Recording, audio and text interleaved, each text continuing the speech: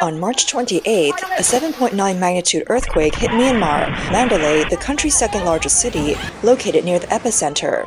It has become a disaster zone. Many buildings were reduced to rubble, and countless structures collapsed. The local Chinese community has suffered significant casualties. Chinese businesses and individuals have formed groups to help rescue survivors, even digging with their bare hands. The hotel behind me completely collapsed. Many people were trapped inside. The hotel had mostly Chinese guests. Around 90% were Chinese. The rescuers said there were dozens of people inside. My parents were there, on the third floor, trapped underneath. They've been trying to rescue them, but there are too few rescuers. The local rescue resources are quite limited. On March 30th, Chinese people in Myanmar spoke to the camera. Knowing their loved ones were buried under collapsed walls, they could only wait under the scorching 40-degree centigrade heat, crying and shouting for a miracle. Some of their relatives had been trapped for 3 days. This scene in Mandalay's hardest-hit area reflects the helplessness and sorrow felt by Chinese survivors after the powerful earthquake. This is the situation at our hotel after the collapse. Everything below the third floor is crushed. This room looks like this now. The building has completely split. See, we were lucky to get out, but others are still trapped inside. I'm currently in Mandalay, the second largest city in Myanmar. This area is now a wasteland. There's nothing left. The high-rise is tilted. The power poles are knocked down. The houses in this row have collapsed. It's terrifying. The top floor of that building is gone. This is the Windstar Hotel, where many Chinese people were staying. This building is newly constructed, but the nearby buildings have collapsed, and it's a scene of unimaginable destruction. Many Chinese people are still buried inside. I have a friend who is trapped in there. The Windstar Hotel in Mandalay collapsed 3 days ago. The rescue team says there are no signs of life. Thermal imaging can't detect anything. They've moved on to areas with signs of life. Today is the third day after the earthquake. I'm filming in a street in the city center of Mandalay. This area has a large Chinese population. The buildings here are mostly Chinese-owned. This street is Chinatown, and the busiest part has turned into ruins. The 5-story building in the city center is now just one level. We don't know if there are Chinese people trapped inside. The whole first floor of the building is gone. The golden rescue window of 3 days is about to pass, and the country is too poor to have large rescue facilities. The situation is overwhelming. It's been 40 degrees heat recently, and some places are already starting to smell from rotting bodies. The government lacks organization and disaster response measures, and soon we may face a plague. The Windstar Hotel is less than a 5-minute drive from Mandalay's largest jade market. The hotel requires guests to leave their passports at the front desk. When the earthquake struck, everyone rushed outside, and just 5 or 6 minutes later, the first floor was crushed to the ground. Many Chinese guests were trapped under the rubble. Hotel staff said the passports could no longer be retrieved manually, and it would be very difficult to dig them out with heavy machinery from the rubble of the first floor. Mandalay, Myanmar's ancient capital, has a population of around 1.5 million. Due to severe shortages of equipment, poor communication networks, and damaged roads and bridges, rescue operations have been hindered. Ordinary people are still trying to dig out survivors with their bare hands. Some videos circulating online show 2 men moving debris to rescue a young woman trapped between 2 concrete slabs. Secretary General Li Juanjun of the Hunan Chamber of Commerce in Mandalay said that at least 100 buildings have collapsed, and 3 specific areas are known to have Chinese citizens buried under the rubble. One of these areas is the new Great Wall Hotel. The Chinese-run hotel mostly hosts Chinese guests. After the earthquake, one of the hotel buildings was tilted. He said rescue efforts are underway, and there are definitely Chinese people inside. Another area is the Windstar Hotel, where almost all the guests are Chinese. He said, except for those who were out or who managed to run outside, many are buried underneath. 7 or 8 people have been rescued, but at least 5 are still trapped. The third area is Sky Villa, a community where most people are buried. Lee said, the building was 11 stories high, but now only 6 remain. The bottom 5 floors have collapsed together. The situation is very severe. It's reported that someone heard someone shouting help in Chinese when the building collapsed, so it's suspected that Chinese people are buried there. Li Jianjun also stated that there are around 50,000 Chinese and overseas Chinese people in Mandalay, with about 10,000 being overseas Chinese. Some roads between Mandalay and Yangon have been damaged, but one major road is still open, though it takes about 10 hours to drive from Yangon to Mandalay. He mentioned that transportation is the most urgent issue. Many businesses in Mandalay are closed due to the earthquake, and residents are facing shortages of supplies. If transportation remains cut off, people will face even more severe shortages. The local government is working on repairing the roads. I think this time there may be hundreds of Chinese people who are no longer here in Myanmar, and I think the local death toll is at least over 100,000. This is not an exaggeration at all. In the face of such a disaster, human beings are so small. Mr. Luo from Lodi, Henan, choked up several times as he recounted his experience. The collapse of buildings in the earthquake took the lives of two young women he knew. He said the hotel where they stayed was only 3 kilometers away from where I stayed. When the earthquake struck, Luo was in Mandalay purchasing raw stones. Mr. Luo began evacuating from Mandalay at around 4 p.m. local time on March 29th and arrived in Yangon at around 7 a.m. on March 30th. Mr. Luo explained, the evacuation went relatively smoothly. A friend of mine knew some locals, so we followed their convoy. There were 4 vehicles, all with adults. Due to the complex road conditions and the fact that it was nighttime, the convoy didn't stop or get out to buy supplies. We relied on the small amount of food we bought before the departure, and somehow managed to last for over 10 hours. The highway from Mandalay to Yangon was blocked and impassable, so they had to take back roads.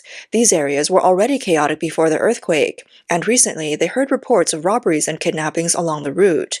Fearing for their safety, they had to keep moving without rest. Along the way, they encountered many checkpoints where armed people demanded tolls. The convoy was briefly stopped at one checkpoint, and they only managed to escape using connections through a friend traveling with them. Mr. Luo repeatedly emphasized that he has successfully evacuated and could join more self-rescue groups to share his evacuation experience with those still trying to leave. Luo said, I must tell my fellow countrymen, when traveling to Yangon, try to form a convoy. It's safer to travel with more cars. Don't carry valuables. These can be mailed, but you must have cash on hand. If you encounter checkpoints, pay the tolls where required, and try to make connections before setting off. A businessman from Hunan, Mr. Ye, choked up during his interview, saying he drove for over 10 hours to leave Mandalay and encountered people with weapons stopping vehicles for money along the way. He said that now, having made it to Yangon, he just wants to hurry back to China to spend time with his wife and children. This experience clearly frightened him. Another businessman shared that on the way to the airport, he suddenly felt like the world was spinning, and the highway twisted like a snake. At that moment, he truly felt like his soul had left his body. On April 1st, local sources reported that the risk of cholera and other infectious diseases has risen significantly. There is a shortage of medicine, earthquake aftershocks continue, and security problems are becoming more apparent. The northern border has been tightly controlled, and Mandalay Airport, severely damaged by the earthquake, is now closed. It's becoming increasingly difficult for Chinese to evacuate Myanmar. The Jiawan market in Mandalay is the largest jade trading market in all of Asia. Many Chinese jade merchants come here to purchase raw materials. The hotel around the market are filled with Chinese traders. The booming jade industry has also helped other sectors grow, with restaurants from Hunan and northeast China opening in the area. The recent earthquake has put many Chinese traders in danger. Some lost their passports, making the journey home even harder. The limited availability of flights has caused ticket prices to soar, increasing the cost of returning home. In addition, they face losses of jade inventory and deteriorating sanitary conditions. Chinese merchants in Myanmar are eagerly awaiting the chance to return home. It's said that the Chinese consulate in Mandalay has issued a notice for all Chinese nationals trapped here in the disaster area. If they are in need or have any difficulties, they could reach out to the Chinese consulate in Myanmar. Now, let's go see what emergency measures the consulate has prepared for the affected Chinese nationals. We've just arrived at the consulate's perimeter. Brothers, I just came out of the consulate. No filming was allowed inside. Now, I can only say that if we lose our documents here, the consulate in Mandalay cannot issue a repatriation certificate. We must go to Yangon to handle this. Mr. Chuan, 39, is one of the many Chinese merchants stranded in Myanmar after the disaster. He shared his experience with the media. When the earthquake hit, I was resting at a hotel in downtown Mandalay. At first, I thought it was armed forces clashing, but soon I realized something was wrong. The hotel shook violently, and the walls cracked. I couldn't even run out because I couldn't keep my balance. Once the shaking stopped, I quickly ran downstairs. During this process, I scraped my arm on the wall. Mr. Chen said that after the earthquake, there were continuous aftershocks, about every 10 minutes, and they occurred 5 or 6 times in total. He lost all sense of direction and felt as if the ground beneath him was suspended. He said, "For the first 2 days after the earthquake, I hardly slept because I couldn't find a safe place. On the first night, the hotel wouldn't let anyone stay, so around 100 of us had to squat on the roadside. At that moment, no one was tired. All we could think about was survival. Every time we heard a noise, we quickly ran to the middle of the road. We ended up staying in the middle of the street almost all night, with people packed everywhere."